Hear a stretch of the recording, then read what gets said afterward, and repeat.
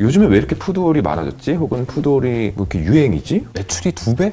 2배가 됐다고 하던데. 뭔가 술을 정말 잘 팔아보려는 노력이 깃들여진 푸드홀이다. 요즘에 2차를 잘 안 가잖아요. 노래방도 안 가. 노래방을 잘 갔으면 하우스보이 신세계에 노래방이 있었겠죠? 어쨌든 전 업계 사람의 입장에서는 되게 유의미했다고 봐요. 그러니까 뭐냐면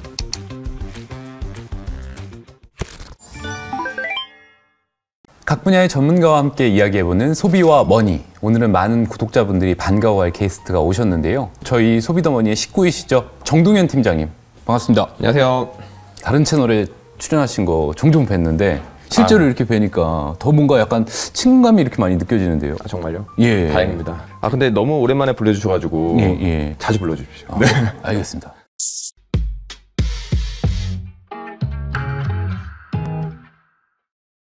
오늘 주제가 강남에서 제일 핫한 곳 중에 하나라고 하는 하우스 오브 신세계. 항상 뭔가 주제가 보면은 이렇게 다른 회사 이야기를 많이 이렇게 좀 하게 되는 것 그러니까 같아요. 약간 MBC도 상도이가 좀 없어. 이렇게. 상도이? 네, 약간 KBS 얘기 좀 해야 되는 거 아니에요, 저희? MBC에 와서 네. KBS 얘기를, 예, KBS 분석도 KBS에서 하고. MBC 얘기를 막 이렇게. 근데 원래 이게 또 그 회사 직원한테 그 회사 물어보면 또 그것도 재미없고 약간 옆 회사한테 또 이렇게 물어보면은 신랄하게 얘기를 해줄 수 있을 것 같고 약간 그런 것도 있잖아요. 아는 분들이라 또 쉽게 얘기할 수 없는데.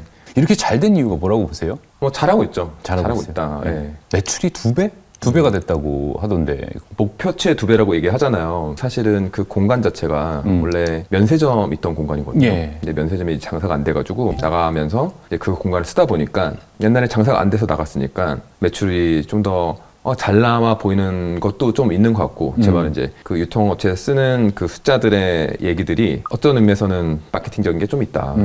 하지만 잘 되고 있는 건 확실히 맞죠. 하우스 오브 신세계가 저도 가봤는데 그러니까 푸드홀이라고 이렇게 써 있더라고요. 그러니까 푸드홀이 뭐예요? 푸드홀에 대해서 개념을 잡아야 되는데 예. 사실 푸드홀에 대해서 얘기를 하려면 업계 사람들도 좀 헷갈려요.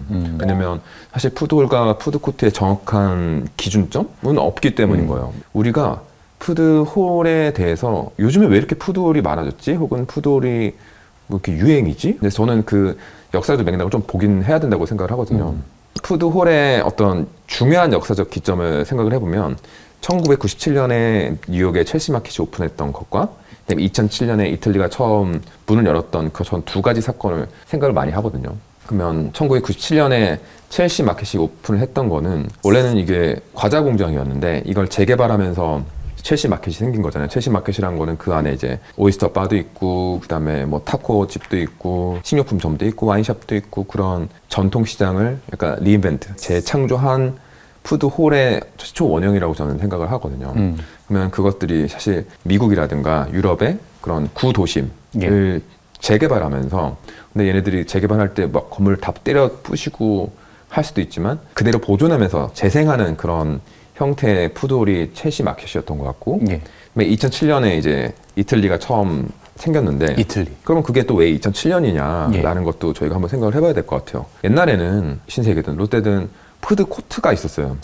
그냥 사람들이 쇼핑하다 보면 배가 고프니까 밥을 먹어야 되는 공간이 있었고 대부분 그냥 한식 중심 양식 혹은 냉면집 뭐 이런 식으로 간단하게 구성이 됐었단 말이에요. 말 그대로 진짜 쇼핑하다가 배고프면 와서 먹는 약간 그런 느낌의? 그렇죠. 근데 이제 어느 순간 이름들이 생기고 뭐 투자도 많이 하고 그랬던 이유는 사실 2007년 이틀리가 생겨났던 그 시점이 그러니까 아마존 같은 전자상거래가 이제 활발히 펼쳐지던 그런 붐이 태동하던 시기라고 전 봐요. 사람들이 그냥 물건 사러는 쇼핑몰에 잘 안 와. 그러다 보니까 이 푸드홀, 어떤 새로운 개념의 푸드코트, 럭셔리한 개념 혹은 좀 더 투자를 많이 한 그런 푸드 상위 개념이 있어야 사람들이 밥을 먹으러 나오니까 나온 김에 쇼핑도 하고 그렇게 되는 거죠. 접근성을 좀 높이는 약간. 그런 의미에서 2007년 그때부터 푸드홀이 많아졌고 동시에 이제 웨스트필드 같은 쇼핑몰 운영 업체에서도 푸드홀을 중심적으로 다루기 시작을 했어요. 왜냐면 그들도 집객시설이 옛날에는 일반적 앵커라고 해서 뭐 영화관 혹은 백화점 혹은 카테고리 킬러 같은 것들이 있었다면 요즘에는 그런 것들을 대체하는 개념으로 푸드홀이 이제 생겨나면서 요즘과 같이 이제 각광을 받기 시작을 했던 거죠.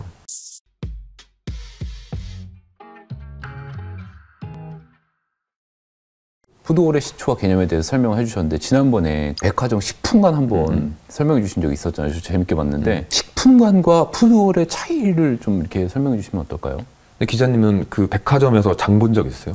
딱히 장을 본 적은 없는 것 같아요. 거기서 뭐 쌀도 사고 보통 사고 코스트코에서 많이 가는데 예. 백화점 식품관에서 장을 본 적은 진짜 간단한 거 말고는 없었던 것 같아요. 예. 그런데 어쩌다 백화점에 식품관이 있잖아요. 예. 그걸 쓰는 고객들이 있다는 얘기잖아요. 예. 그 고객들은 진짜 VIP예요. 그러니까 백화점을 내 집처럼 다니시는 분들이 장도 보는 거예요. 온 김에 장도 봐야지. 난 자주 가니까 거기서 장도 봐. 가격이 좀 비싸긴 한데 괜찮네. 뭐 질이 좋으니까. 이제 이런 분들이 진짜 찐이고. 하지만 이제 푸드홀, 저희가 직장 근처에도 뭐 롯데 본점 같은 게 소공동에 있고, 뭐 예. 잠실도 있고, 혹은 뭐 신세계 같은 게 그 고터에 있잖아요. 예. 그럼 거기 있는 직장인들이라든가 혹은 그냥 한번 백화점 와봤어 시간도 있고 해서 온 사람들은 밥은 한번 먹고 갈 수 있잖아요. 좀 타깃이 넓은 고객을 상대하는 곳이 푸드홀이다. 슈퍼마켓은 좀 더 한정된 고객을 상대로 한다라고 보시면 되죠. 식품관 같은 경우에는 집토끼들을 위한 약간 그런 바깥 토끼, 들토끼들을 위한 거는 약간 또 푸드홀이. 푸드홀일 수 있고 다른 어떤 우리나라의 대표적인 푸드홀이라고 하면 어떤 게 있을까요? 빌딩 형태에서 이제 개발이 됐던 형태는 전 디타워도 되게 잘하는 형태라고 생각을 해요. 광화문에 디타워. 그 공간 자체도 사실은 최초로 빌딩에서 만든 푸드홀이라고 저는 생각을 하거든요. 그 막 에스컬레이터가 이렇게 돼 있고 막 높고 막 이렇게 돼 있잖아요. 쫙 터져 있고. 예. 이렇게 교차로에서 예. 되게 보이드가 크게 열려 있고 예. 그럼으로써 그 식당의 정면 우리가 흔히 건축용어로 파사드라고 하는데 이런 것들이 고객들한테 많이 노출이 돼 있어서 접근하기 쉽게 예. 만들어줬다. 그런 것들도 사실은 디타워가 되게 혁신적이었다고 저는 생각을 하고 있고 개인적으로 예. 이제 하우스 오브 신세계도 업계 측면에서 어떤 주목을 받는 거는 뭔가 술을 정말 잘 팔아보려는 노력이 깃들여진 푸드홀이다라는 것들이 전 업계 사람의 입장에서는 되게 유의미했다고 봐요. 그러니까 뭐냐면 우리가 푸드홀을 하면 예. 늘 약간 아쉬운 게 낮엔 잘 돼. 사람들 많이 오고 어머니들도 장 보고 밥 먹고 직장인들도 점심을 먹어야 되잖아요. 근데 그 다음은 어떡할 거야? 6시부터 8시, 뭐 9시 이때는 어떡할 거야? 그때 보면은 보통 장사가 점심에 비해서 거의 절반 정도 떨어진단 말이에요. 예. 그러면 운영효율이 떨어지잖아요. 그렇죠. 그러면 간단히 말해서 저녁에 와서 술도 마시면은 너무 좋을 것 같아. 이제 그런 것 때문에 이제 계속 술을 팔아보려고 했는데 하우스 오브 신세계에서는 그런 술을 적극적으로 팔아보는 의지가 되게 많이 담겼고 아까 어두컴컴하다고 하셨는데 그게 조도를 좀 내린다면서요? 낮에 가도 예. 밤 같은 분위기야. 뭐 그러니까 약간 술만 나는 분위기를 이제 만드는데 꽤 많은 컨셉과 그런 투자를 한 거죠.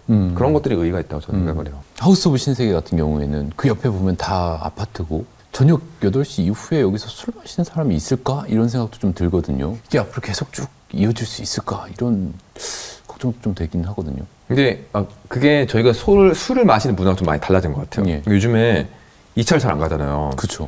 노래방도 안 가. 노래방 가본 지가 진짜 오래된 노래방 것 가본 같아요. 적이 없어요. 노래방을 잘 갔으면 하우스 오브 신세계에 노래방이 있었겠죠? 어쨌든 뭐냐면 옛날에는 술을 마시려면 아작을 냈어. 그냥 1차, 2차, 3차 가는데 요즘에 2차 안 가잖아요. 그렇죠. 1차에서 거의 끝내고. 거의 9시 전에 끝나는 것 같은데 반주의 개념은 좀 많이 바뀐 것 같아요. 그러니까 반주 마시고 예. 굳이 뭐 2차까지는 잘 안 가니까 예. 여기서는 밥과 음식과 술을 같이 즐기는 사람들을 대상으로 한 것 같거든요.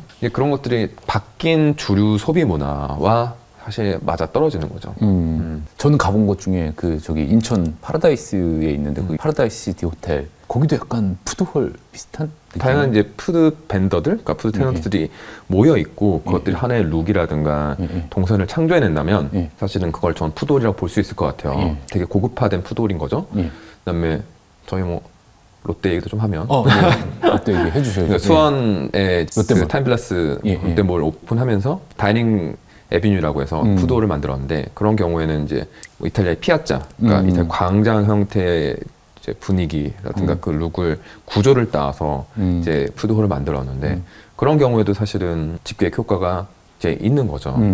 사실은 이 3사, 뭐 현대든 아니면 신세계든 저희 뭐 롯데든 각사가 푸드홀에 있어서는 많은 투자와 노력을 하고 있는데 어떤 전략적인 포인트를 가지고 이런 식당들을 모았는가, 어떤 공간의 분위기를 연출하고 싶었는가, 이 고객들이 여기서 어떤 형태의 움직임을 원했는가, 그런 목표 이런 것들을 좀 봐야 된다고 저는 생각을 해요.